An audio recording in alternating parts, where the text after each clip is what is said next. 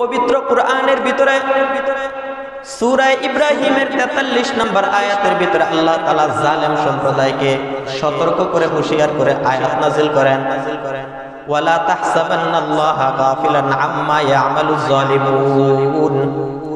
ও দুনিয়ার জালেম সম্প্রদায়, তোমরা যে জুলুম করতেছো, যেই সকল জুলুমের কর্মকাণ্ড তোমরা করতেছো, তোমরা মনে করো না আল্লাহ তাআলা তোমাদের এই জুলুম সম্পর্কে জানে না, অবগত নয়, আল্লাহ তাআলা উদাসীন, এটা তোমরা মনে করো না। ইন্নামা ইউআখিরুহুম লিয়াউমিন তাশখাসু ফীহিল আবসার। আল্লাহ পাক রব্বুল আলামিন তোমাদের জুলুমগুলো প্রত্যক্ষ করছেন, দেখতেছেন, দেখার পরও নির্ধারিত একটি দিন পর্যন্ত তোমাদেরকে ছেড়ে দিয়েছেন, সুযোগ দিয়েছেন। বর্তমানে আমরা যে পৃথিবী দেখতে পাচ্ছি এর ভিতরে 7টা স্তর রয়েছে। আল্লাহ পাক রব্বুল আলামিন যেদিন কিয়ামত কায়েম করবেন, কিয়ামতের দিন বর্তমান পৃথিবী পাল্টে দেওয়া হবে। পৃথিবীর এই রূপ থাকবে না, পৃথিবীর এই স্তর থাকবে না। সারা পৃথিবীকে আল্লাহ তাআলা একত্রিত করিয়া, আমরা যেরকম খাওয়ার জন্য রুটির খামিরা বানানোর পর খামিরাকে বেলুনের মাধ্যমে সেটাকে ছোট গোল খামিরাটাকে বিছিয়ে বড় করে ফেলে, কিয়ামতের দিন আল্লাহ তাআলা এই 7 আসমান 7 জমিন সবগুলিকে একত্রিত করিয়া ওই রুটি বেলার মতন লম্বা করে ফেলবেন, টেনে এটাকে লম্বা করে ফেলবেন, একটা ফ্লোর হবে। এবং এই পৃথিবীর তখন ওখানকার কিয়ামতের ময়দানের কালার, ওই পৃথিবীর কালার হবে রূপার মতন সাদা, গুনাহের কোনো দাগ থাকবে না। তখন মানুষ কোথায় অবস্থান করবে? তাফসীরের কিতাবের ভিতরে লেখেন যে যখন এই পৃথিবীগুলোকে গুটিয়ে 7টা আসমান জমিনকে গুটিয়ে একসাথে রুটির মতন লম্বা করে ফেলা হবে, ওই সময় পুলসিরাতের সন্নিকটে একটা অন্ধকার জায়গা রয়েছে, সেই অন্ধকার জায়গায় মানুষগুলো অবস্থান করবে। অত্যন্ত ভয়াবহ অবস্থা হবে। কিয়ামতের প্রথম দিন হবে 50,000 বছরের সমান। দুনিয়ার 50,000 বছরের সমান হবে কিয়ামতের প্রথম দিন। হিসাব নিকাশ প্রথমে শুরু হবে না। তো সেই দিন বর্তমান পৃথিবীর যে সকল ক্ষমতাসীন বাদশাহ প্রভাবশালী ব্যক্তি আছেন, এদের কোনো ক্ষমতা, এদের কোনো রাজত্ব প্রভাব সেখানে থাকবে না। হযরত আলী রাদিয়াল্লাহু তাআলা আনহু বলেন, কোন রাষ্ট্রের ভিতরে যদি শিরিক এবং কুফরের গুনাহ থাকে, রাষ্ট্রের ভিতরে শিরিক এবং কুফরির গুনাহ করা হয়, তাহলে ওই রাষ্ট্র এবং রাষ্ট্রের শাসক টিকে থাকতে পারে। কিন্তু কোন রাষ্ট্রে যদি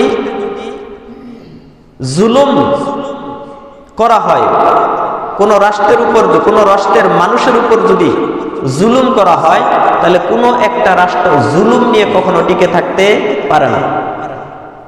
যারা শাসক, যারা প্রভাবশালী, এরা জুলুম করে নির্দিষ্ট একটা মেয়াদ, একটা সময় পর্যন্ত, তারপরে তাদের সেই জুলুম শেষ হয়ে যায়। ইতিহাস পাঠ করে দেখলে জানতে পারা যায় যে এই পর্যন্ত যত জালেম দুনিয়ার বুকে এসেছিল, এই সকল জালেমদের শেষ পরিণতি অত্যন্ত খারাপ, খুবই ভয়াবহ। কোন জালেম পৃথিবীর ভিতরে জুলুম করার পর তার শেষ পরিণতি ভালো হয়নি, প্রত্যেকটার পরিণতি অত্যন্ত করুণ ছিল। অতীতের ইতিহাস দেখেন, সকল জালেমদের পরিণতি অত্যন্ত ভয়াবহ হয়েছে। এই জন্য রাসূলুল্লাহ সাল্লাল্লাহু আলাইহি ওয়াসাল্লাম বলেছেন যে তোমরা জুলুম থেকে বেঁচে থাকো। কেননা জুলুম, আয-যুলমু যুলুমাতুন ইলা ইয়াউমিল কিয়ামা, কিয়ামতের দিন জুলুম অত্যন্ত অন্ধকার হয়ে দেখা দিবে। কিন্তু বর্তমান প্রেক্ষাপটে আমরা যদি সমাজের দিকে দেশের দিকে, রাষ্ট্রের দিকে, পুরা বিশ্বের দিকে তাকাই, আমাদের দেশ নয়, প্রত্যেকটি দেশের ভিতরে প্রজাদের উপর, জনগণের উপর শাসকদের পক্ষ থেকে জুলুম করা হচ্ছে। জনগণ নিষ্পেষিত হচ্ছে, তাদের অধিকার খর্ব করা হচ্ছে। শুধু রাষ্ট্রীয় পর্যায়ে নয়, পারিবারিক, সামাজিক সকল পর্যায়ে জুলুম এত বেশি বৃদ্ধি পেয়েছে, এটার লাগাম টেনে ধরা অত্যন্ত কঠিন হয়ে পড়েছে।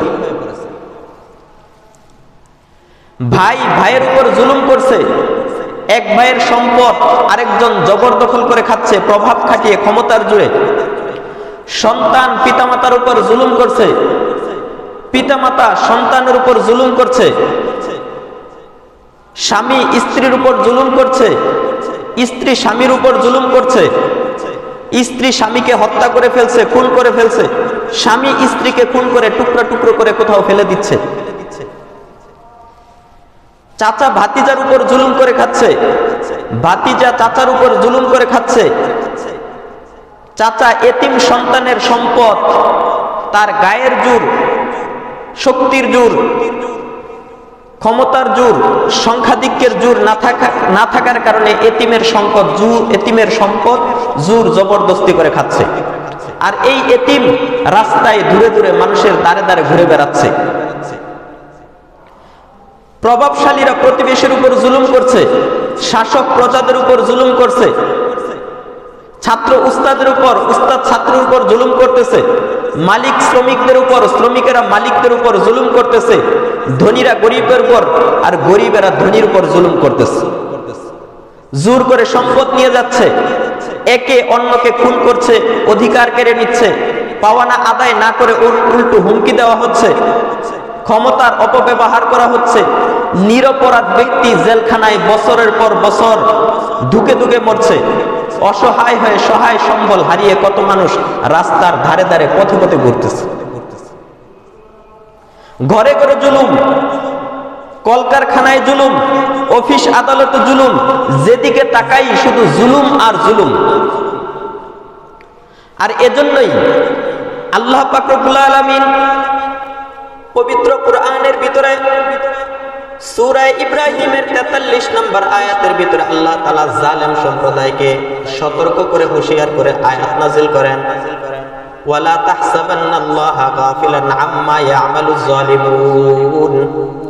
ও দুনিয়ার জালেম সম্প্রদায়, তোমরা যে জুলুম করতেছো, যেই সকল জুলুমের কর্মকাণ্ড তোমরা করতেছো, তোমরা মনে করো না আল্লাহ তাআলা তোমাদের এই জুলুম সম্পর্কে জানে না, অবগত নয়, আল্লাহ তাআলা উদাসীন, এটা তোমরা মনে করো না। ইন্নামা ইউআখিরুহুম লিয়াউমিন তাশখাসু ফীহিল আবসার। আল্লাহ পাক রব্বুল আলামিন তোমাদের জুলুমগুলো প্রত্যক্ষ করছেন, দেখতেছেন, দেখার পরেও নির্ধারিত একটি দিন পর্যন্ত তোমাদেরকে ছেড়ে দিয়েছেন, সুযোগ দিয়েছেন। মুহতিঈনা মুকনিঈ রুউসিহিম, সেই দিন পর্যন্ত যেদিন মানুষের মগজ, মানুষের চোখগুলো ভয়ের কারণে উপরের দিকে উঠে যাবে। লা ইয়ারতাদ্দু ইলাইহিম তারফুহুম, তারা হতাশ হয়ে, আশ্চর্য হয়ে, ভয়ের কারণে এমন ভাবে তাকিয়ে থাকবে তাদের চোখের পলক পড়বে না। ওয়া আফইদাতুহুম হাওয়া, এবং তাদের অন্তর বাহিরে বের হয়ে শূন্যের ভিতরে ঘোরাফেরা করবে। আয়াতের মতলবী অর্থ আমি বললাম যে নির্ধারিত একটা দিন পর্যন্ত আল্লাহ সুযোগ দিয়ে রাখছেন। জুলুম করতেছো, এটার একটা সীমানা আছে, নির্ধারিত দিন শেষ হলে তোমার এই জুলুমের প্রতিশোধ নেওয়া হবে, বদলা নেওয়া হবে। দুনিয়াতে না হোক, পরকালে তোমার এই জুলুমের বদলা তোমাকে অবশ্যই দিতে হবে। কিয়ামতের দিন যখন আল্লাহ পাক রব্বুল আলামিন মানুষদেরকে শাস্তি দিতে আরম্ভ করবেন, কিয়ামতের ভয়াবহ বিভীষিকাময় অবস্থা মানুষেরা যখন দেখবে, তখন জালেমেরা বুঝতে পারবে এবং তারা, আল্লাহ পাক রব্বুল আলামিন এই কথা পবিত্র কুরআনের সূরা আম্বিয়ার ৯৭ নম্বর আয়াতের ভিতরে বলেন, ওয়াক্তারাবাল ওয়াদুল হাক্কু ফাইদা হিয়া শাখিসাতুন আবসারুল লাযিনা কাফারু ইয়া ওয়াইলানা ক্বাদ কুন্না ফি গাফলাতিন মিন হাযা বাল কুন্না যালিমিন। আল্লাহ পাক রব্বুল আলামিন বলেন, ওয়াক্তারাবাল ওয়াদুল হাক্কু, সত্য প্রতিশ্রুতি যেদিন উপস্থিত হবে, নিকটবর্তী হবে, অর্থাৎ কিয়ামত যেদিন নিকটবর্তী হবে, ফাইদা হিয়া শাখিসাতুন আবসারুল লাযিনা কাফারু, যে সকল লোকেরা জুলুম করেছিল তাদের চক্ষুগুলো, কাফেরদের চক্ষুগুলো উঠে যাবে, উষ্টাগত হয়ে যাবে, বড় বড় হয়ে যাবে। ইয়া ওয়াইলানা ক্বাদ কুননা ফি গাফলাতিন মিন হাযা, তারা কিয়ামতের ভয়াবহ বিভীষিকাময় অবস্থা দেখে বলবে, ক্বাদ কুননা ফি গাফলাতিন মিন হাযা, আজকের এই দিন সম্পর্কে আমরা উদাসীন ছিলাম, গাফেল ছিলাম। উলামায়ে কেরাম নবীগণ আমাদেরকে সতর্ক করেছিল, দুনিয়ার ভিতরে তোমরা জুলুম করবা না, অন্যায় করবা না, অন্যায় এভাবে কাউকে হত্যা করবা না, এই বিষয়ে আমাদেরকে সতর্ক করেছিল, কিন্তু তাদের সতর্কতা আমরা কানে নেই নাই, আর তাদের সতর্কতাগুলো আমরা মানি নাই। বালকুন্না জালিমিন, বরং আমরা উল্টো জুলুম করেছিলাম। সেখানে যাওয়ার সাথে সাথে কাফেরদের বুঝে আসবে এবং কাফেররা আল্লাহ তাআলার কাছে আবেদন জানাবে, অনুরোধ জানাবে। ফায়াকুলুল্লাযীনা যালামু, যারা দুনিয়ায় থাকা অবস্থায় জুলুম করেছিল, এই সকল জালেমেরা আল্লাহ তাআলার কাছে বলবে, রব্বানা, হে আমাদের প্রভু, আখিরনা ইলা আজালিন করিব, আমাদেরকে অল্প কিছু সময়ের জন্য আবার দুনিয়ার ভিতরে প্রেরণ করুন, পাঠান। নুজিব দাওয়াতাকা, আপনি যেই সকল বিষয়ের দাওয়াত দিয়েছিলেন, আহ্বান করেছিলেন, যেই কাজগুলো করার জন্য বলেছিলেন, সেই সব কাজগুলো দুনিয়ায় এবার যাওয়ার পর আমরা পালন করব। ওয়া নাত্তাবিউর রাসূল, এবং যেই রাসূলকে পাঠিয়েছিলেন আমরা সেই রাসূলের আনুগত্য করব। রাসূলের আনুগত্য করব। সেদিন তারা কি করবে? আল্লাহ তাআলার কাছে আবেদন করবে, আবার একটু সময়ের জন্য দুনিয়া পাঠাই দেন, 1 সেকেন্ডের জন্যও আমরা আপনার নাফরমানি করব না। কিন্তু আল্লাহ তাআলা কি বলবেন? আল্লাহ তাআলা জবাব দিবেন যে আজকে তোমাদেরকে আর কি করা হবে না, প্রত্যেকটা মানুষের হায়াত নির্ধারিত হায়াত রয়েছে। এর হায়াতের পরে তারা যখন অনুরোধ করবে আল্লাহ তাআলার কাছে দুনিয়ায় আসার জন্য, কিন্তু আল্লাহ তাআলা সেটা কবুল করবেন না, যে তোমাদের যে নির্ধারিত হায়াত ছিল সেই সময় তোমরা কিছু করো নাই, আজকে তোমরা বুঝতেছো এখন তো কিয়ামত উপস্থিত হয়ে গেছে, এই মুহূর্তে আর কাউকে দুনিয়ায় পাঠানো হবে না। জুলুম সম্পর্কে একটা ঘটনা হয়েছে। একজন বিধবা মহিলার একটা জমি ছিল, 1 টুকরা জমি ছিল। এই জমিনের ভিতরে তার ঘর ছিল, এই ঘরের ভিতরে তিনি বসবাস করতেন। এই মহিলা, ওই দেশের বাদশাহ ঘোষণা দিল, আমি রাজপ্রাসাদ নির্মাণ করব, একটা সুন্দর বিরাট বড় একটা এরিয়া নির্মাণ করো, জায়গা নির্বাচন করো। সৈন্য সামন্ত বাদশার নীতি নির্ধারক যারা রয়েছেন, এরা একটা এরিয়া নির্ধারণ করলো রাজপ্রাসাদ নির্মাণ করার জন্য। রাজপ্রাসাদ নির্মাণ যেই জায়গার ভিতরে করবে, সেই জায়গার ভিতরে ওই বৃদ্ধা মহিলার জমি ছিল, জায়গা ছিল, ঘর ছিল। ওই বৃদ্ধা মহিলাকে বলল, বাদশার রাজপ্রাসাদ এই জায়গার ভিতরে বানানো হইবে, সুতরাং তুমি এই জমি বিক্রি করে দাও। মহিলা বলল, এটাই আমার সর্বশেষ সম্বল, এটাই আমার স্বামী, আমার সন্তান, আমার মা বাবার সম্বল, এই জমি আমি তোমাদের কাছে বিক্রি করব না। সৈন্য সামন্তরা জোর করে ওই মহিলার ঘরটা ভেঙে দিল। ভেঙে দেওয়ার পর ওই মহিলা যখন দেখলো তার ঘর জোর করে ভেঙে দিয়েছে ক্ষমতার জোরে, ওই মহিলা কয়েকজনের কাছে গেল, উচ্চপদস্থ কর্মকর্তাদের নিকট গেল, আমার ঘর জবরদস্তি করে ভেঙে দিয়েছে, আমি এই ঘর বিক্রি করতে চাই নাই, এজন্য তারা জোর করে ভেঙে দিয়েছে, আমি এটার বিচার চাই। কিন্তু তারা বিচার করল না, উল্টো মহিলাকে ধমক দিল। এক পর্যায়ে ওই এলাকার কিছু ভালো মানুষ যারা ছিল, এই সকল মানুষেরা তাকে পরামর্শ দিল, অমুক দিন আমাদের বাদশাহ অমুক রাস্তা দিয়ে নদী পার হয়ে এই রাস্তা দিয়ে যাবেন, তুমি বাদশার নিকট সরাসরি প্রশ্ন করে দেখো কোনো সিদ্ধান্ত পাওয়া যায় কিনা। মহিলা ওই নির্ধারিত পথের ভিতরে বাদশার আগমনের পূর্বেই ওই জায়গার ওই নদীর উপর যে ব্রিজ ছিল, এই ব্রিজের ঠিক মাঝখান বরাবর গিয়ে দাঁড়াইলো। মাঝখান বরাবর দাঁড়ানোর পর ওই জায়গার ভিতরে মাঝখানে দাঁড়িয়ে যখন নাকি বাদশার আগমন ঘটলো, বাদশার যখন নাকি মাঝ রাস্তার ব্রিজের মাঝখানে পৌঁছাইলেন, ওই সময় ওই বৃদ্ধা মহিলা বাদশার ঘোড়ার সামনে গিয়ে দাঁড়াইলো। বাদশার ঘোড়ার সামনে দাঁড়ানোর পর বাদশা জিজ্ঞাসা করলো, আম্মা জান, আপনি কি জন্য আমার রাস্তার সামনে এসে দাঁড়াইলেন? আপনার কোনো সমস্যা কিনা আপনি বলুন। ওই মহিলা বলল, আমি তোমার, আপনি কি চান? বাদশা জিজ্ঞাসা করলো, আপনি কি চান?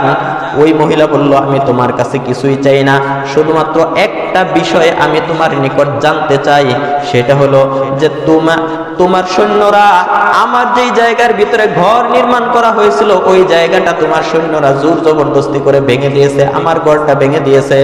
আমি নিষেধ করেছি আমি এই ঘর বিক্রি করব না, দিব না, কিন্তু সৈন্যরা জোর করে ভেঙে দিয়েছে। এখন বলো এইটার হিসাব কি তুমি এই ব্রিজের উপর দিবে, এই পুলের উপর দিবে, নাকি পুল সিরাতের পুলের উপর দিবে? এই পুলের উপর দিবে না পুল সিরাতের পুলের উপর দিবে? যখন এই মহিলা, বৃদ্ধা মহিলা এই কথা বললেন, সাথে সাথে ওই বাদশার চোখ দিয়ে জোর করে পানি পড়তে লাগলো। বাদশা কাতর হয়ে গেলেন, অত্যন্ত নরম হয়ে বাদশা ওই মহিলাকে অত্যন্ত সম্মানের সাথে তার বাড়িঘর আবার নতুন করে নির্মাণ করে দিলেন এবং ওই আদেশ দিয়ে দিলেন এই মহিলার যত কিছু প্রয়োজন সব কিছুর ব্যবস্থা করে দাও। এখানে বোঝার বিষয় যে এই পুলের ভিতরে হিসাব দিবে না ওই পুলের উপর দিবে। ওই পুল মানে পুল সিরাতের পুল। সেখানে কি স্বজনপ্রীতি, কোনো ক্ষমতা চলবে? দুনিয়ার যত বড় বাদশাহী হোক, পুল সিরাতের পুলের উপর কারো ক্ষমতা চলবে? চলবে না। বাদশা কান্না করে দিচ্ছে, অসম্ভব, আপনার হিসাব আমি, আপনার যা নষ্ট করা হয়েছে এই সবকিছু আমি এখানেই দিয়ে দিচ্ছি, কারণ ওই পুলের উপর হিসাব দেওয়ার মতন, জবাবদিহিতা করার মতন ক্ষমতা আমি বাদশার নেই, আমি বাদশার নেই। عن أبي سعيد الخدري رضي الله تعالى عنه قال عن النبي صلى الله عليه وسلم قال إذا خلص المؤمنون من النار মানুষকে, মুমিন বান্দারা যখন নাকি জাহান্নাম থেকে মুক্তি পাবে, হুবিসু বিকিনতারাতিন বাইনাল জান্নাতি ওয়ান নার, জান্নাত এবং জাহান্নামের মধ্যবর্তী একটা জায়গায় তাদেরকে আটকানো হবে। হাদিস দ্বারা বোঝা যায় আগে শাস্তি অন্যান্যগুলার শাস্তি হয়ে যাবে, এরপরে যখন নাকি তারা জান্নাতের দিকে যাইতে চাইবে, জান্নাত আর জাহান্নামের মধ্যবর্তী একটা জায়গা থাকবে, এই জায়গার ভিতরে তাদের আটকানো হবে। কাদেরকে? জালেমদেরকে আটকানো হবে। এরপরে ফায়াতাকাসুনা মাজালিমা, এবং তারা যে দুনিয়ার ভিতরে জুলুম করেছিল এই জুলুমের বদলা দেওয়া হবে। যারা জুলুম করেছিল তাদের থেকে নেওয়া হবে, আর যাদের উপর জুলুম করা হয়েছিল, যারা অত্যাচারিত ছিল তাদেরকে দেওয়া হবে। কানাত বাইনাহুম ফিদ দুনিয়া হাত্তা ইদা মা নুকু ওয়া হুযিবু ফায়াতাকাসুনা মাযালিমা কানাত বাইনাহুম ফিদ দুনিয়া, দুনিয়ার ভিতরে তারা যে জুলুম করেছিল এই জুলুমের বদলা নেওয়া হবে। হাত্তা ইদা নুকু ওয়া হুযিবু, এবং কি যখন তাদের এই জুলুমের বদলা নিতে নিতে শেষ হয়ে যাবে, তারা পবিত্র হয়ে যাবে, তারা পবিত্র পরিষ্কার হয়ে যাবে, উযিনা লাহু বিদুখুলিল জান্নাহ, এরপরে আল্লাহ তাআলা তাদেরকে জান্নাতে প্রবেশের অনুমতি দিবেন। এরপরে জান্নাতে, আগেই জান্নাত শাস্তি কিন্তু আগে একবার ভুল করে আসছে, এরপরে জুলুমের বদলা হিসাব দেওয়ার পর তারপরে তাদেরকে জান্নাতে প্রবেশের অনুমতি দেওয়া হবে, এর আগে না। ব্যারিকেড এর মাঝখানে আছে। বুখারী শরীফের 2440 নম্বর হাদিসের ভিতরে এই কথাটা বলা হয়েছে। আরেক হাদিসের ভিতরে রয়েছে আন ইবনে আব্বাস রাদিয়াল্লাহু তাআলা আনহু قال ইন্নান নাবিয়্যা বাআসা মুআযান ইলাল ইয়ামানে, রাসূলুল্লাহ সাল্লাল্লাহু আলাইহি ওয়াসাল্লাম হযরত মুআজ রাদিয়াল্লাহু তাআলা আনহুকে ইয়ামনের গভর্নর নিযুক্ত করে যখন পাঠান সেই এলাকার শাসন ব্যবস্থার জন্য, হযরত মুআজ রাদিয়াল্লাহু তাআলা আনহুকে নসিহত করেন রাসূলুল্লাহ সাল্লাল্লাহু আলাইহি ওয়াসাল্লাম। ফাকালা ইত্তাকি দাওয়াতাল মাজলুম, ও মুআজ তুমি মাজলুমের বদদুয়া থেকে বেঁচে থাকবা। কার দোয়া? মাজলুমের বদদুয়া থেকে বেঁচে থাকবা। ফা ইন্নাহু লাইসা বাইনাহু ওয়া বাইনাল্লাহি হিজাব, কেননা আল্লাহ তাআলা এবং ওই মাজলুমের মাঝখানে কোনো পর্দা, কোনো অন্তরায় থাকে না। মাজলুম যখন আল্লাহর নিকট জুলুমের বিরুদ্ধে দোয়া করে, ওই দোয়া সরাসরি সকল আসমানের দরজা খোলা অবস্থায় আল্লাহর কাছে পৌঁছে যায়। আল্লাহু আকবার। মাজলুমের দোয়া সুজা, অন্যান্য দোয়াগুলো ফেরেশতারা নিয়ে যায়। আমরা যে কোনো দোয়া করলে ওই দোয়াগুলো কে নিয়ে যায়? ফেরেশতারা মাধ্যম হয়ে নিয়ে যায়, যার জায়গায় জায়গায় জিজ্ঞাসা করে কে কেন আসছেন।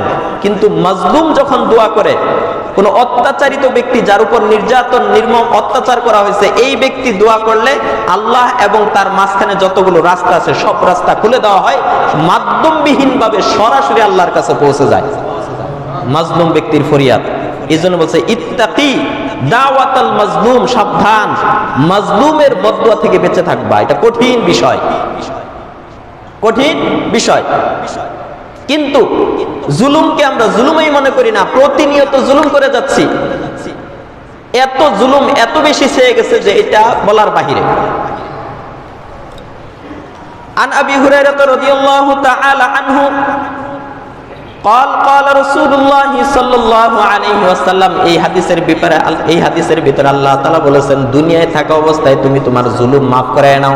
তুমি যদি অবুঝ অবস্থায় না বুঝে অথবা যে কোনো সময় জুলুম যদি কারো উপর করে থাকো, তাহলে এই জুলুমটা দুনিয়ায় থাকা অবস্থায় মাফ করে নাও।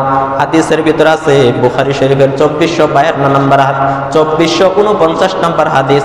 আন আবি হুরায়রা রাদিয়াল্লাহু তাআলা আনহু قال قال رسول الله সাল্লাল্লাহু আলাইহি ওয়াসাল্লাম, মান কানাত লাহু মাজলামাতুন লিআখিহি মিন ইরদিহি আও শাইইন, কোন ব্যক্তি যদি কোন মানুষের অন্য কোন মানুষের ইজ্জত আবরু নষ্ট করে অথবা কোন কারণে কারো উপর যদি জুলুম করে, বিকদরি ফায়াতাহাল্লালহু মিনহুল ইয়াউমা, তাহলে ওই ব্যক্তি যেন এই জুলুমটা দুনিয়ার ভিতরে আজকেই মাফ করিয়ে নেয়। আজকে মানে কবলা আল্লাহ ইয়াকুনা দিনার ওয়ালা দিরহাম, সেই দিন আসার পূর্বে যেদিন কোনো দিনার দিরহাম টাকা পয়সা থাকবে না। দুনিয়ার ভিতরে কারো নিকট থেকে মাফ চাইতে চাইলে টাকা পয়সা বা বিভিন্ন মাধ্যমে মাফ নেওয়া যায়। কিয়ামত দুনিয়ার ভিতরে বিভিন্ন মাধ্যম আছে মাফ করিয়ে নেওয়ার জন্য, কিন্তু কিয়ামতের ময়দানে কোনো টাকা পয়সা থাকবে না। আল্লাহ পাক রব্বুল আলামিন সেদিন জুলুমের বদলা দুই ভাবে দিবেন। এরপরে বলতেছেন, ইন কানা লাহু আমালুন সালিহ, ওই ব্যক্তি যদি দুনিয়ায় থাকা অবস্থায় তার জুলুম মাফ করিয়ে নিয়ে না যায়, তাহলে ওই ব্যক্তির আমলনামার ভিতরে যত নেক আমল আছে, এই নেক আমল থেকে তার জুলুম অনুযায়ী উখিযা মিনহু বিকদরি মাজলামাতিহি, তাহলে সে যেই পরিমাণ জুলুম করেছে এই পরিমাণ ওই জুলুম থেকে তার নির্ধারিত পরিমাণ নেক আমল জালেমের আমলনামা থেকে নেক আমল ওই মাজলুমের খাতার ভিতরে দিয়ে দেওয়া হবে।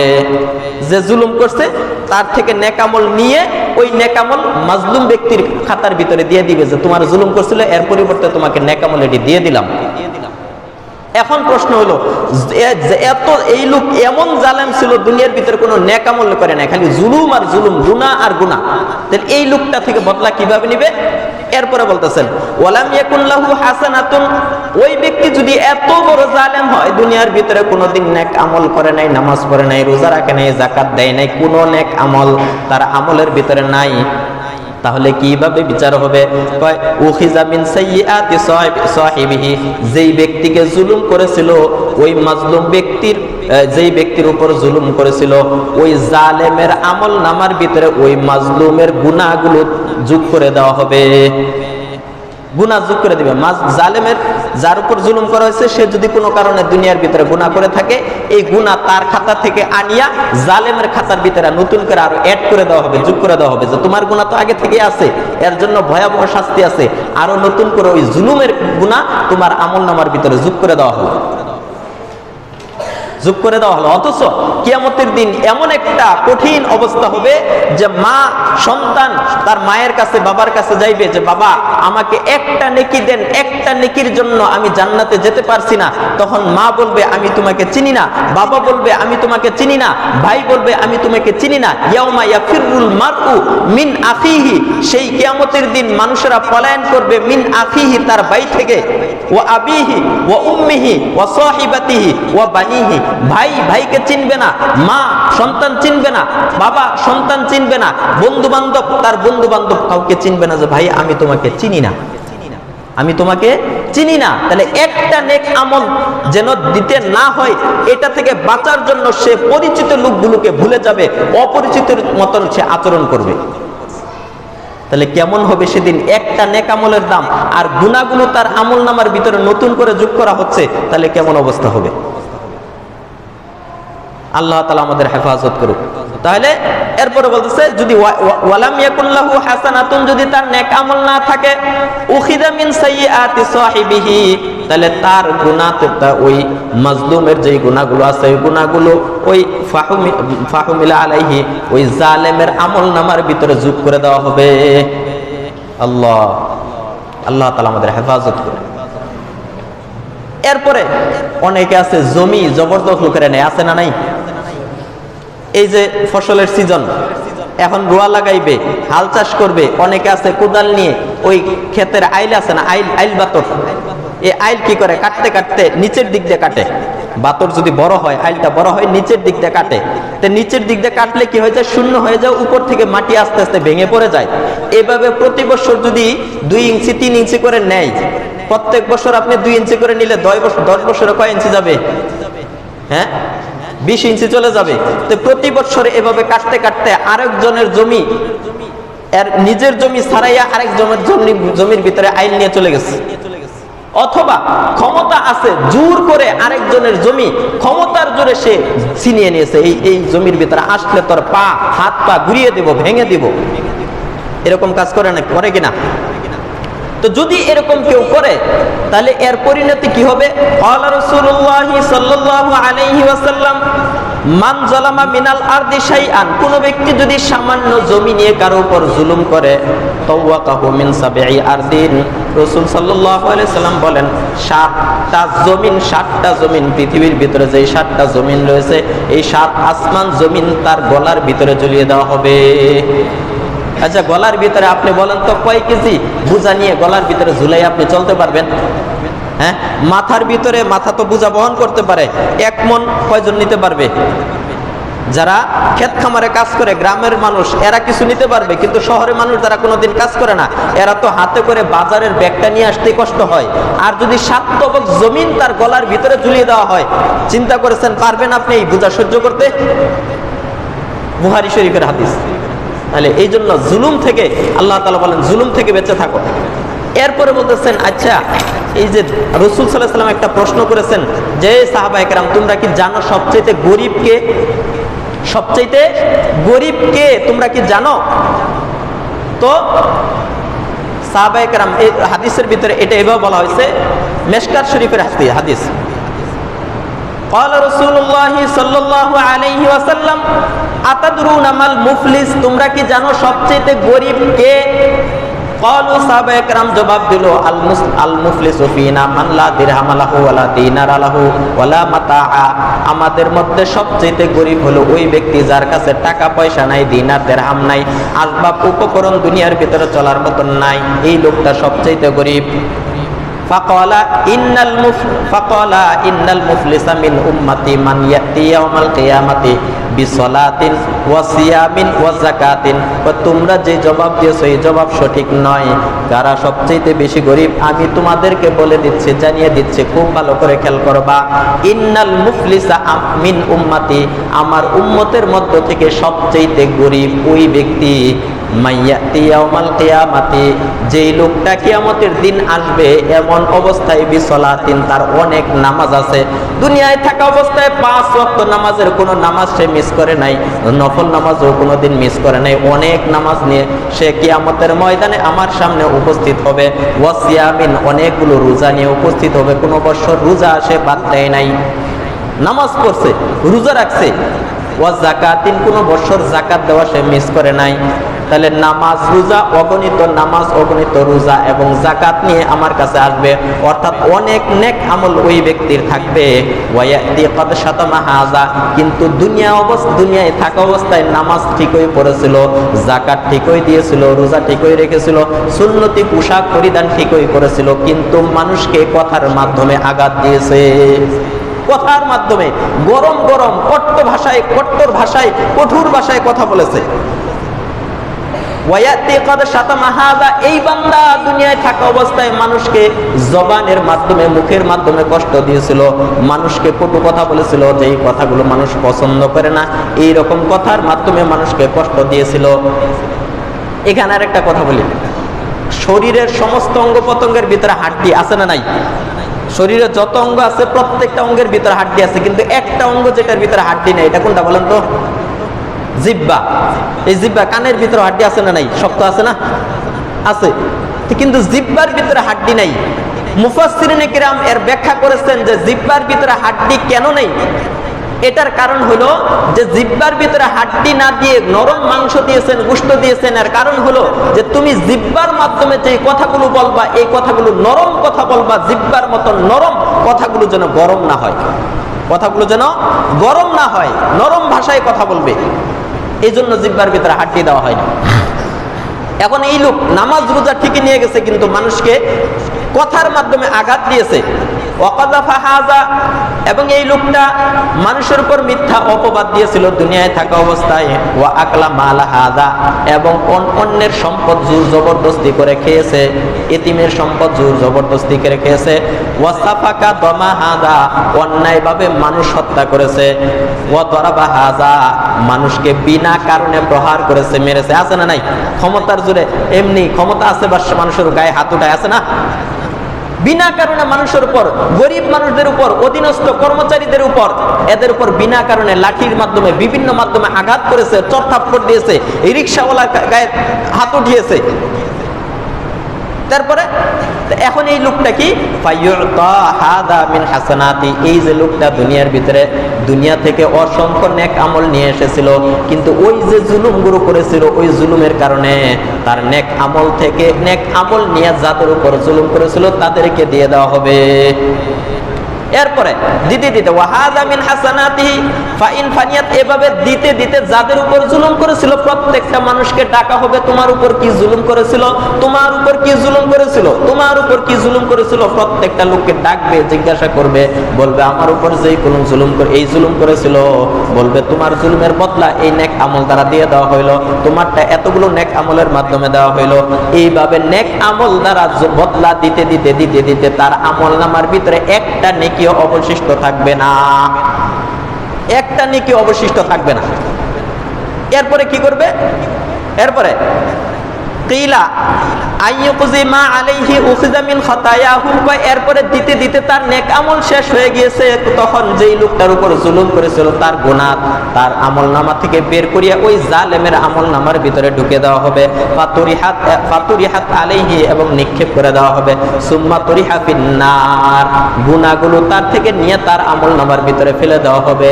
এবং সবশেষে জালেমের হিসাব নিকাশ শেষ করার পর তাকে জাহান্নামের ভিতরে নিক্ষেপ করে দেওয়া হবে। এখন তোমার হিসাব নিকাশ শেষ, সোজা জাহান্নামের ভিতরে লাথি মারিয়া জাহান্নামের ভিতরে নিক্ষেপ করে দিবে। জালেমের পরিণতি। আল্লাহু আকবার। এরপর আরেক হাদিসের ভিতরে বলছে যে তোমরা জালেম এবং মাজলুমকে সাহায্য করো। এখানে একটা প্রশ্ন আসতে পারে, হাদিসটা বলি। আন আনাস ইবনে মালিক রাদিয়াল্লাহু তাআলা আনহু قال قال النبي صلى الله عليه وسلم انصر اخاك ظالما او مظلوما, তুমি তোমার জালেম ভাইকে অথবা মাজলুম ভাইকে সাহায্য করো। সাহাবায়ে কেরাম প্রশ্ন করলেন, قال يا رسول الله هذا ننصره مظلوما, আমরা তো বুঝলাম যে যেই ব্যক্তি মাজলুম, যার উপর অত্যাচার করা হয়েছে, তাকে আমরা সাহায্য করব, কারণ যার উপর অত্যাচার করছে অত্যাচার থেকে বাঁচাবো, এটা বুঝি। কিন্তু قالت তাখুযু, এরপর বলছে ফাকাইফা নানসুরুহু মাজলুমান এ জালেমান, ফাকাইফা নানসুরু জালেমান, মাজলুমকে সাহায্য করার অর্থ বুঝি, কিন্তু জালেমকে সাহায্য কিভাবে করব? জালেমকে সাহায্য করা, জালেমকে সাহায্য করা মানে সে যে জুলুম করতেছে এটার ভিতরে আমি যাই শরীক হওয়া, এটা রাসূলের কাছে প্রশ্ন করছে। রাসূল জবাব দিলেন, ক্বালা তাখুযু ফাওকা বিয়াদিহি, যে ওই ব্যক্তিরকে যদি তুমি কোনো ধরনের সাহায্য সহযোগিতা ইতিপূর্বে করে থাকো, যে তার সাথে তোমার সম্পর্ক ছিল, মাঝে মধ্যে তার উপর বিভিন্নভাবে তাকে সাহায্য করতে, হেল্প করতে, যখন দেখবে যে ওই লোকটা জুলুম করতেছে, জুলুম এর বিষয়টা জানার পর থেকে তুমি তাকে কোনো ধরনের সাহায্য করবে না, সকল প্রকার সাহায্যের হাত তুমি তার থেকে নিয়ে নিবে, উঠিয়ে নিবে। এটাই হলো জালেমকে সাহায্য করা, যেন তোমার সাহায্য না পেয়ে কমপক্ষে কিছু হলেও তার জুলুমের মাত্রাটা কি আসে, কমে আসে, কিছু হলেও কমে আসে।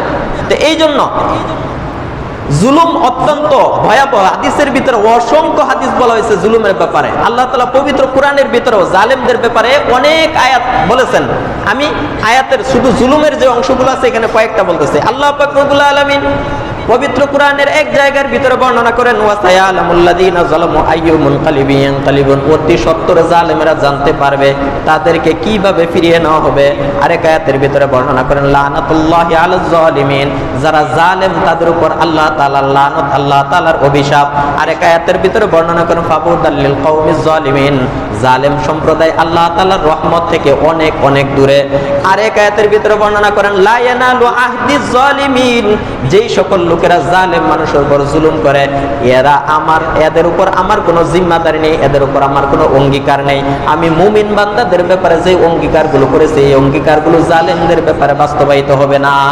নেকামল করছে তারপরেও তাদের উপরেই বাস্তবায়িত হবে না। আরেক আয়াতের ভিতরে আল্লাহ তাআলা ইরশাদ করেন ওয়াজ-জালিমুনা মা লাহুম মিন ওয়ালিয়্যিন ওয়ালা নাসির, যে সকল লোকেরা জালেম মানুষের উপর জুলুম করে এদের কিয়ামতের দিন কোনো সাহায্যকারী থাকবে না, কোনো বন্ধু থাকবে না। এরা একাকী হয়ে যাবে, মানুষের কাছে সাহায্যের হাত বাড়াইবে কিন্তু কেউ তাদেরকে সাহায্য করবে না, কেউ তাদেরকে সাহায্য করবে না।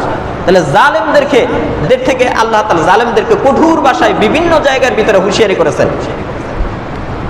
এখন বর্তমানে জুলুমের সংখ্যা এত বেশি বৃদ্ধি পেয়েছে যে জুলুম এটা সবচেয়ে বেশি এখন কাদের মাধ্যমে হয়? যারা প্রভাবশালী, যে কোনো জায়গায় সামাজিক পর্যায়ে হোক, ব্যক্তিগত পর্যায়ে হোক, রাষ্ট্রীয় পর্যায়ে হোক, এদের মাধ্যমে মানুষ নির্যাতিত হচ্ছে বেশি। এটা অতীত থেকেই যারা ক্ষমতাশীল তারাই তো জুলুম করে।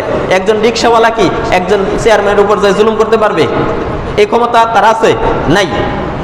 এজন্য রাসূলুল্লাহ সাল্লাল্লাহু আলাইহি ওয়াসাল্লাম আল্লাহ তাআলার নিকট একবার দোয়া করেছিলেন, ইয়া আল্লাহ, যে ব্যক্তি আমার উম্মতের মধ্যে কোনো অংশ অথবা দলের নেতা অথবা দায়িত্বশীল নির্বাচিত হবে, খেয়াল করবেন, আমার উম্মতের মধ্য থেকে কোনো ব্যক্তি যদি কোনো অংশ অথবা কোনো এলাকা কোনো দলের নেতা নির্বাচিত হয়, তাকে নেতা বানানো হয়, তারপর সে যদি মানুষের উপর অনর্থক কঠোরতা করে, তাদের উপর জুলুম করে, অনর্থক কঠোরতা করে, তাহলে তুমিও ওই ব্যক্তির সাথে কঠোর আচরণ করবা। বদদুয়া দিছে যে কোনো নেতা হওয়ার পর, যদি কোনো শাসক হওয়ার পর, যেমন পরিবারের ভিতরেও স্বামী হলেন একজন কি নেতা, পরিবারের স্বামী যিনি অথবা পিতা যদি সন্তানের উপর জুলুম করে, স্বামী যদি স্ত্রীর উপর জুলুম করে ক্ষমতা দেখায়া, তো বলতেছে যদি জুলুম করে তাহলে তুমিও তার সাথে কঠোর আচরণ করবা। আর যদি ওই লোকটা নেতা নির্বাচিত হওয়ার পর, ওই লোকটা দায়িত্বশীল নির্বাচিত হওয়ার পর সে যদি মানুষের সাথে নম্র ব্যবহার করে, তুমি রব্বুল আলামিন তুমিও তার সাথে নম্র আচরণ করবা। আল্লাহ তাআলার কাছে দোয়া করে গেছে। রাসূলের দোয়া এটা কি কবুল হবে না আমাদের দোয়ার মতন আল্লাহ তাআলা ফেরত? আমাদের দোয়া ফেরত দেওয়া হয় না। আল্লাহ তাআলা দোয়া কবুল করেন কয় পদ্ধতিতে? 3 পদ্ধতিতে। একটা হলো তাৎক্ষণিক দিয়ে দেন, আরেকটা হলো দেরিতে দেন, হ্যাঁ, অথবা তার ওই জিনিসের যে জিনিস চাচ্ছে তার পরিবর্তে অন্যটা দেন। আর কিছু দোয়া আছে কিয়ামতের দিনের জন্য রেখে দেন, যে এই কিয়ামতের এই দোয়াগুলো কিয়ামতের দিন একটার পর একটা তার কবুল করা হবে। বলা হবে তুমি এই দোয়া করছিলা, এটার বিনিময়ে আজকে তোমাকে এটা দেওয়া হলো। ওই 2 নম্বর দোয়া ছিল এটা, এর বিনিময়ে আজকে তোমাকে এটা দেওয়া হলো। 3 নম্বর দোয়া ছিল এটা, দুনিয়াতে পাও নাই, আজকে এখানে দেওয়া হচ্ছে। এভাবে একের পর এক সবগুলো দোয়া কিয়ামতের ময়দানে তার কবুল হবে। মুমিনের কোনো দোয়া আল্লাহ তাআলা বিফল ফেরত দিবেন না। আর আল্লাহ মুমিনের দোয়া যদি ফেরত না দেয়, রাসূল যে দোয়া করেছেন আল্লাহ তাআলার কাছে, এই দোয়া কি আল্লাহ তাআলা ফেরত দিবে? এটা দুনিয়ার ভিতরে আল্লাহ তাআলা কার্যকর করবেন। এজন্য মাসআলা, শরীয়তের মাসআলা হলো শাসকের জন্য অধীনস্থ সকল শহরের জান মাল ইজ্জত আবরু হেফাজত করা ফরজ। খেয়াল করবেন, যিনি শাসক, শাসকের জন্য, বাদশার জন্য, রাজার জন্য, তার এরিয়ার, তার দেশের যত এলাকা আছে সকল এলাকার মানুষের জান মাল ইজ্জত আবরু হেফাজত করা ফরজ, ফরজ। এখন এরপর বলতেছে যদি কেউ এই ফরজ দায়িত্ব আদায় না করে তাহলে শরীয়তের বিধান অনুযায়ী শাসন কাজ পরিচালনা করার অধিকার, কোনো প্রকার অধিকার নেই। এটাই হলো কোরআনের বিধান। তাহলে যদি ব্যর্থ হয়, হযরত আবু বকর সিদ্দিক রাদিয়াল্লাহু তাআলা আনহু যখন খেলাফতের মসনদে প্রথম দিন আসলেন, আসার পর বললেন, আমি যতক্ষণ পর্যন্ত কোরআন এবং হাদিসের উপর অটল অবিচল থাকবো ততদিন পর্যন্ত আমাকে খলিফা হিসেবে মানবে। যখন দেখবে আমার থেকে কোরআন হাদিস বিরোধী কোনো কাজ হচ্ছে, তখন আমাকে কি মানার দরকার নেই? খলিফা হিসেবে মানার কোনো দরকার নেই। আমার তরবারি দ্বারা আমাকে হত্যা করে দিচ্ছে। এরা হইল নেতা। রসুলের যুগের বিধান ছিল মুসলমানগণ যদি যুদ্ধের মাধ্যমে অথবা বিনা যুদ্ধে কোন এলাকা বিজয় লাভ করতেন, ওই এলাকাগুলির ভিতরে মুসলমানেরা বসবাস না করলেও খ্রিস্টান অথবা কাফেররা বসবাস করলেও মুসলমানদের পক্ষ থেকে কোন একজন মুসলমান সাহাবী অথবা কাউকে সেই এলাকার শাসক নির্বাচন করে দেওয়া হইতো, বানিয়ে দেওয়া হইতো। এবং ওই এলাকার মুসলমানদের আইন ছিল যে ওই এলাকার ভিতরে যেই সকল কাফেররা বসবাস করবে, মুসলমানদের বিজিত অঞ্চল হওয়ার কারণে মুসলমানদেরকে ট্যাক্স আর কর দিয়ে বসবাস করতে হবে। যে এটা মুসলমানদের এরিয়া, তুমি যদি এই এরিয়ায় বসবাস করতে চাও তাহলে তোমাকে এখানে ট্যাক্স দিয়ে বসবাস করতে হবে। আর তোমরা যে ট্যাক্স দিবে এটা বিনা কারণে নয়, তোমরা যে মুসলমান শাসককে ট্যাক্স দিবে, এই ট্যাক্সের বিনিময়ে তোমাদেরকে মুসলমান শাসক জানের নিরাপত্তা, মালের নিরাপত্তা, ইজ্জত আবরুর নিরাপত্তা দিবেন। কোনো কারণে যদি মুসলমানদের বিজিত এলাকার ভিতরে ট্যাক্স নেওয়ার পর যদি ওই মুসলমানদের এলাকার ভিতরে চুরি ডাকাতি হয়, কারো জান মাল ইজ্জত আবরুর ক্ষতি হয়, যদিও বা সে কাফের, কোনো কাফের ইজ্জত আবরুর যদি ক্ষতি হয়, শরীয়ত কোরআনের বিধান হলো ওই সময়ের বিধান ছিল, নিয়ম ছিল, আইন ছিল যে ওই সকল কাফেরদের থেকে ট্যাক্স এবং কর নিতে পারবে না। কত কঠিন আইন! মুসলমানদের এলাকায় ট্যাক্স নির্ধারণ করা হয়েছে। কোনো কারণে যদি চুরি ডাকাতি, ইজ্জত আবরুর, সম্মানহানি হয় মুসলমান শাসকের উপস্থিতিতে, তাহলে ওই কাফেরদের থেকে ট্যাক্স নেওয়ার অধিকার মুসলমান শাসকের নাই। কার আইন? রসুলের আইন, আল্লাহর আইন, যে ট্যাক্স তুমি নিতে পারবে না। কেন?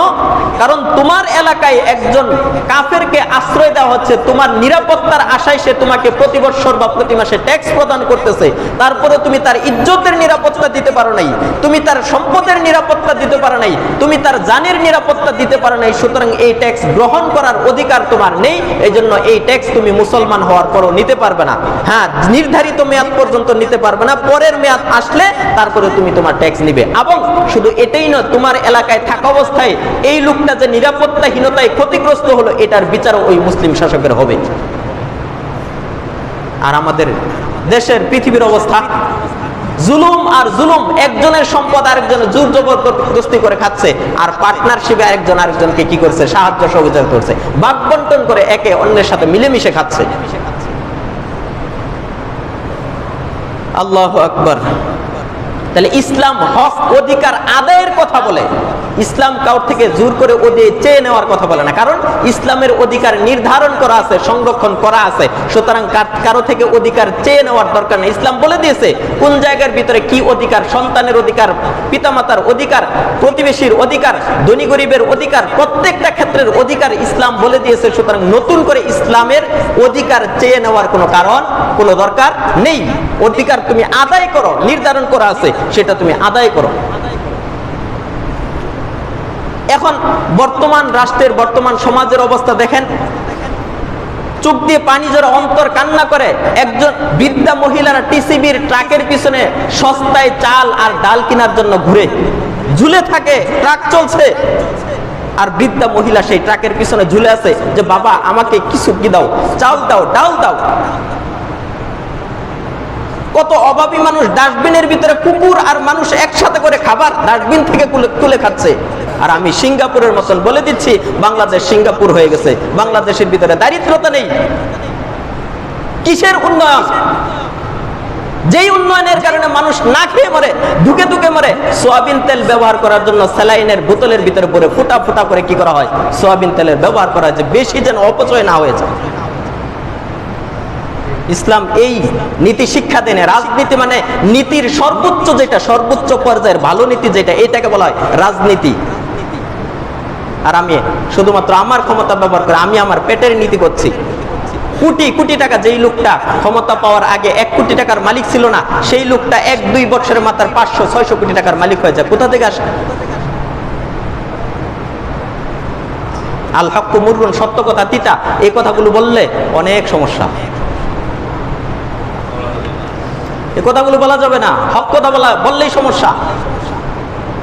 এসি রুমের ভিতরে রকমারি খাবার খেয়ে, এই কিসের ভিতরে, এসি রুমের ভিতরে বিভিন্ন আইটেমের খাবার খেয়ে আসার পর প্রেস ব্রিফিং এর ভিতরে বলতেছে যে আমার রাষ্ট্রের ভিতরে কোনো উন্নয়ন নেই, একটা শ্রমিক দৈনিক যে ইনকাম করে 20 কেজি চাউল কিনতে পারে। আবার কেউ কেউ বলতেছে আমার দেশের মানুষ মোটা চাউল খায় না, চিকন চাউল খায়। আমার দেশের মানুষ কি খায় না? মোটা চাউল খায় না, চিকন চাউল খায়।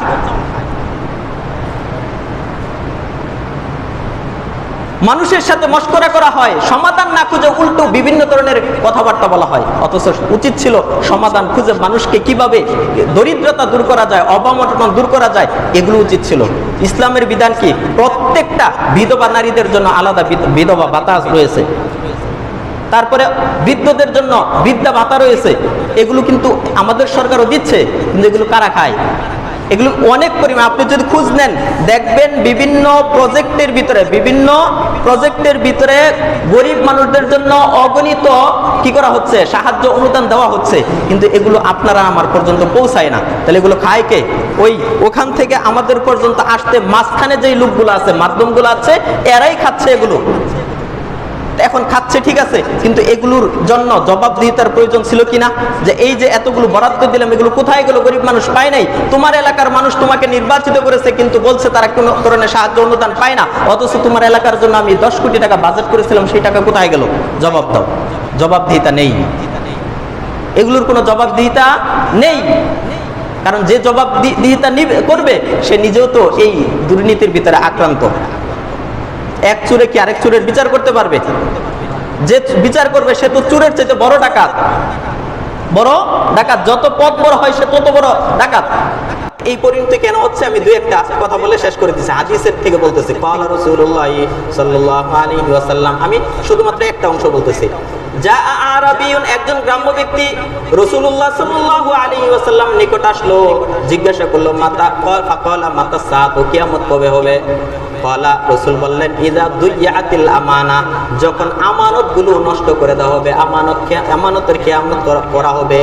ফান্তাজিরিস সাআ, তোমরা কিয়ামতের অপেক্ষা করো।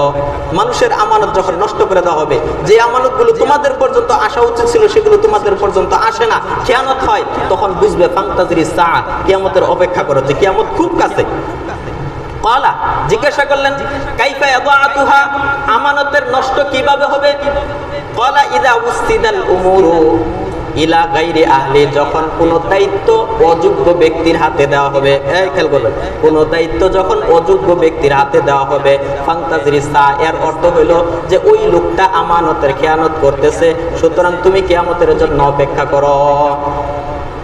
আরেক হাদিসের ভিতরে রয়েছে, রাসূল সাল্লাল্লাহু আলাইহি সাল্লাম বলেন, মিশকাত শরীফের ভিতরে আছে, ইদা আসবাহা ইবনু আদম ফা ইন্নাল আযা কুল্লাহা তুকাফিরুল লিসান, যখন প্রতিদিন সকালবেলা হয়, সকালবেলা শরীরের অন্যান্য অঙ্গ প্রত্যঙ্গগুলো জিহ্বাকে লক্ষ্য করে বলে ফাতাকুলু ইত্তাকিল্লাহ, হে জিহ্বা তুমি আল্লাহ তাআলাকে ভয় করো, ফিনা, আমাদের ব্যাপারে তুমি আল্লাহ তাআলাকে ভয় করো। ফাইন্না নাহনু বিকা, কেননা আমরা তোমার অনুগামী। তুমি যা বলবে আমাদের শরীরের অঙ্গগুলোর উপর সেই বিচার করা হবে। তুমি যা করবে, তুমি যা খাবে, এটার হিসাব হাতের উপর, পায়ের উপর, সব অঙ্গ প্রত্যঙ্গের উপর নেওয়া হবে, কেননা আমরা তো তোমার অনুগামী। সুতরাং তুমি আমাদের ব্যাপারে হলেও কমপক্ষে কি থাকো, একটু সাবধান থাকো। ফাইন ইস্তাকামতা ইস্তাকামনা, হে জিহ্বা তুমি যদি সোজা থাকো আমরাও সোজা থাকবো। ওয়াইন আওয়াজাজতা, যদি তুমি বক্র হয়ে যাও, বাঁকা হয়ে যাও, আওয়াজাজনা, তাহলে আমরাও বাঁকা হয়ে যাব। তাহলে তুমি সাবধান থাকলে আমরা সাবধান থাকবো। মিশকাত শরীফের হাদিস।